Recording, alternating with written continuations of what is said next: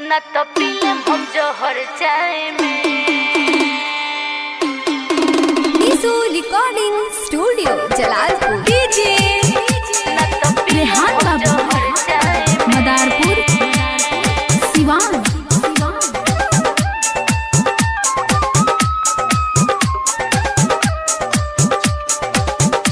Presented by Leela Entertainment.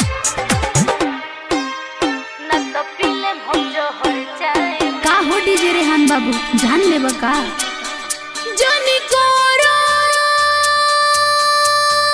मोरे शादी हो न तो होई बर्बादी हो। रुको जनियरा संगे जाई में न तो पीलेम हम जोहर चाय में। न तो पीलेम हम जोहर चाय में। न तो पीलेम हम जोहर चाय में।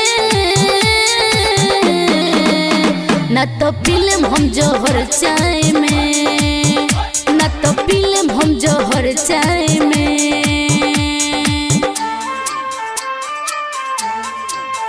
न तो पियम हम जोहर चाय में।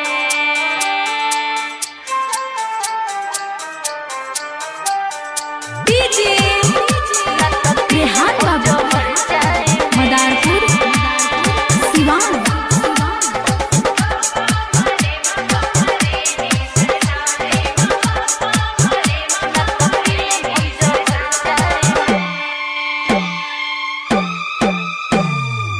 चाहिले जाने से ज्यादा साथ ना होकर छूटी।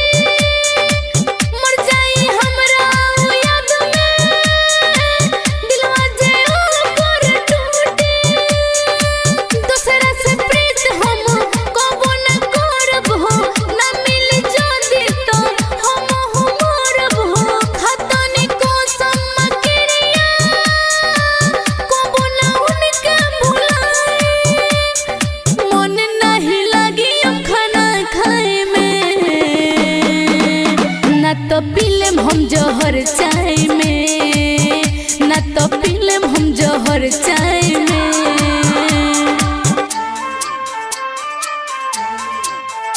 न तो पियम हम जोहर चाय में।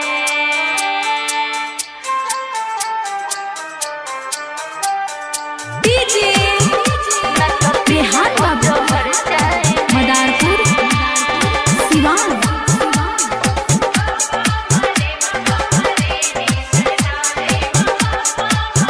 न तो पियम हम जोहर चाय में।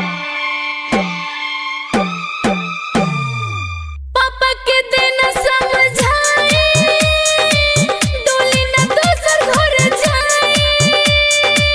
मनोज जुबा के प्यार में बनम नहीं हार जाए।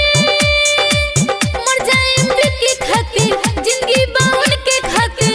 मर जाए बिकी खातिर जिंदगी बाउन के खातिर। पापा के देना समझाए डोली न दोसर घर जाए।